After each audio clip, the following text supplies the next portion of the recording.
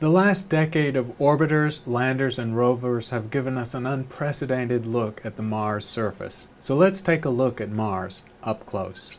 Here's a typical Martian feature. The craters that are seen all over Mars, in this case superimposed with a gorgeous sand dune, textured by the winds that circulate on the surface, sometimes at over 100 miles an hour, occasionally whipping up dust storms that are larger than the United States.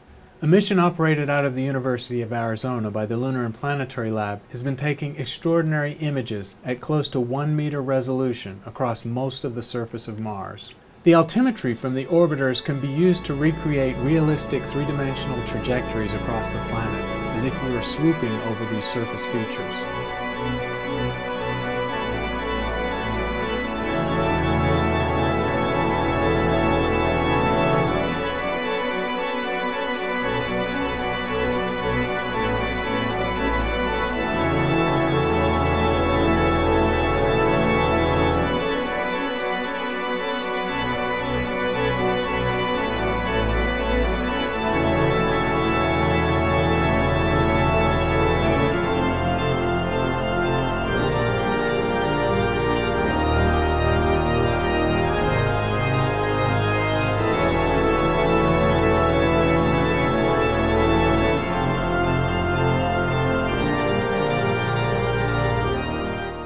Two of the most extraordinary missions sent to Mars are small, no bigger than a child's go-kart. They're the Spirit and Opportunity Mars rovers, which in each case have done their work for over 6 years, and one of them continues into its 8th year. These missions were only designed to last 90 days and travel less than a mile. They've outdone their spec by an order of magnitude or more. Extraordinarily successful missions. Identical hardware that has suffered quite different fates on the Martian surface and had different adventures. Spirit and Opportunity do not provide the first evidence of water on Mars, but by looking at minerals up close and doing chemical analysis, they've cemented the idea that the Martian surface at one point had water on it. First, let's celebrate Spirit. Spirit unfortunately finally met its end. After working its diamond bit so much that it was blunted and having one wheel that didn't work such that it had to drive in reverse, eventually Spirit got stuck in a sand dune and was immobilized. It was turned off and converted into a stationary science station a year or so ago, and finally communication with Spirit was lost in early 2012.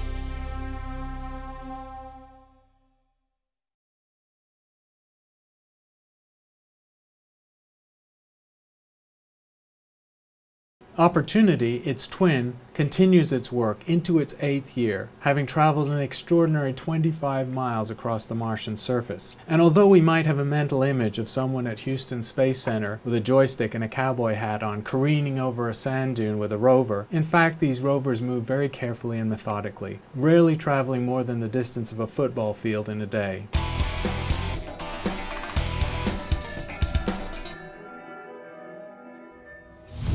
It's been 7 years since the rovers landed on Mars. This was originally a 90-day mission, only 3 months. The fact that they've lasted this long and driven this far was in nobody's imagination. Opportunity has crossed almost 26 kilometers of odometry, and it's still in very good health. That's amazing after 7 years.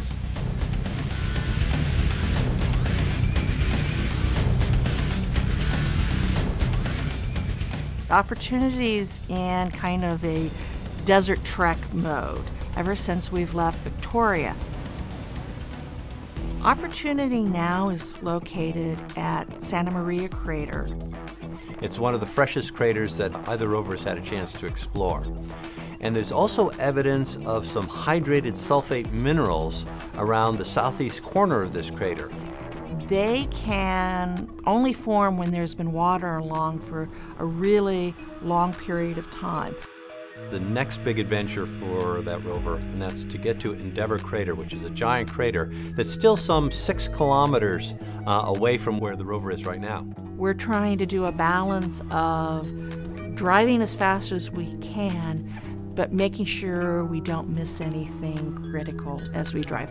Endeavour is such a large crater, we might start seeing rocks ejected from Endeavour well before we get there. That's our next big objective, because we know there are these clay minerals present in the rim of Endeavour Crater that is suggestive of ancient water on Mars that was of neutral pH.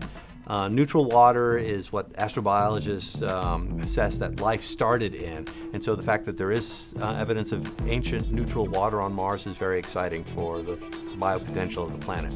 It's an exciting time over the next year or so while we get this underway.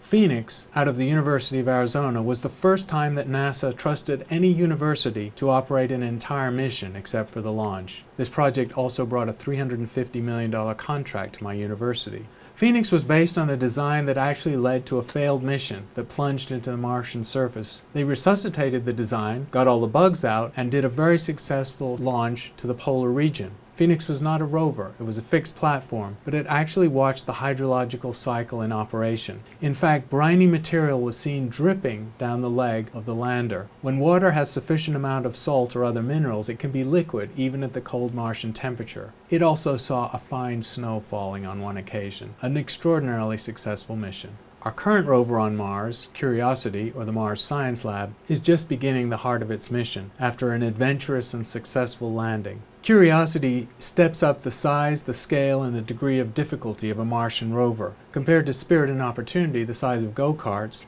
Curiosity is the size of an SUV. Spirit and Opportunity landed on Mars in bouncing balloon bags, which were rather sensitive to problems of the landing because they bounced to a halt, protected by the balloons. Curiosity, by contrast, used an audacious sky crane method, which seemed to have many ways that it could go wrong, and yet it didn't. Planetary scientists argued for years about where best to land on Mars. If you have $1 billion piece of hardware with no twin ready to go if it fails, you better be sure where you want to land it. In a series of conferences over 3 or 4 years, they narrowed down from 100 to 25 to 4 and finally to 1 landing site. Think of it as a roulette game where you have to put all your money on one number. The scientists chose Gale Crater because there's strong mineralogical evidence that the Gale Crater was once a shallow seabed. Minerals seen there are similar to the clays and silicates that are seen in terrestrial regions of sedimentation, leading to the exciting prospect that the Curiosity mission will be able to further give evidence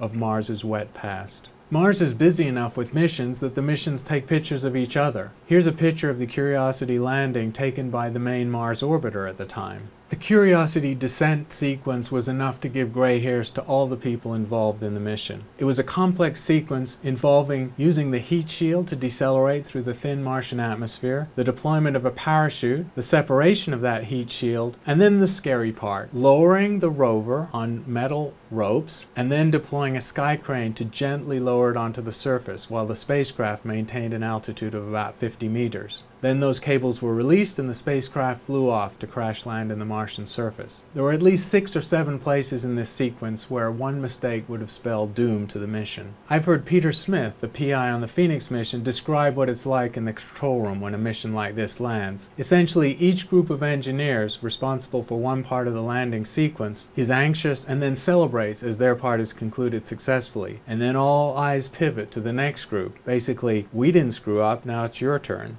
Eventually, the baton is passed to the last landing stage, and Curiosity landed on the surface, the softest possible landing imaginable.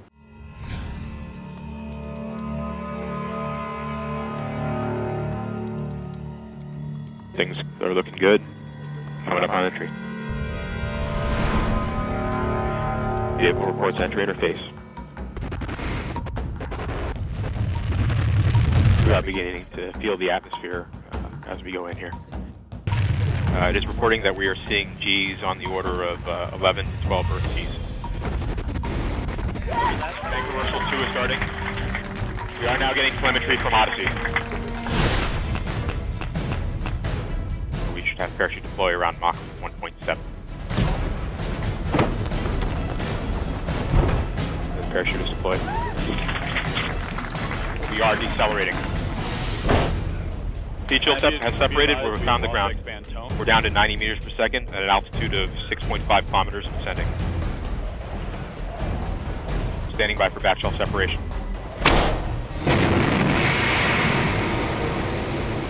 We are in powered flight.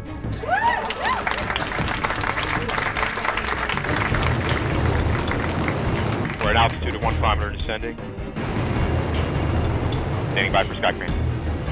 Sky crane is started.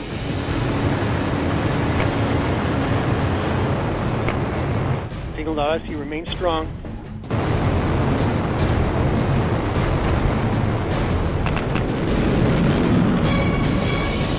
Touchdown confirmed. We're safe on Mars.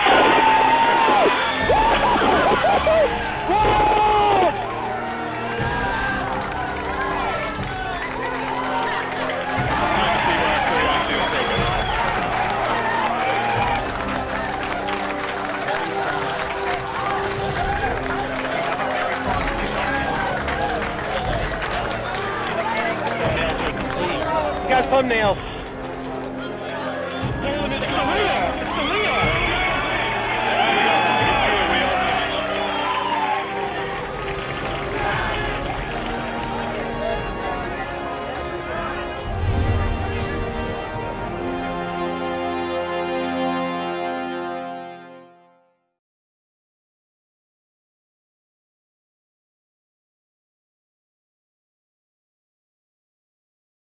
Curiosity is working slowly and methodically and has a wonderful suite of 12 instruments, which will give detailed information on the chemical situation and history of the rocks that it studies. It's important to remember that Curiosity was never built as a life detection experiment. It will not look for DNA or nucleic acids, and it will not really be able to tell if there are microbes hidden in the rocks. For that, we'll need sample return. But it's clearly a step up from the much smaller rovers that preceded it, and its mission could last at least 2 years and perhaps as much as 5 years. Mars is the watering hole, so to speak, for a wide range of NASA missions. We've had orbiters and landers around Mars since the mid-1970s, but the current generation are doing extraordinarily detailed work. Mars orbiters can resolve everything down to the size of a football, and they can map the entire surface, not just in visual light, but in radar, able to detect subsurface water. The small and extremely successful twin rovers Spirit and Opportunity, one of which is still doing its work, have been superseded by the Curiosity rover, the size of a small car, just beginning its scientific mission.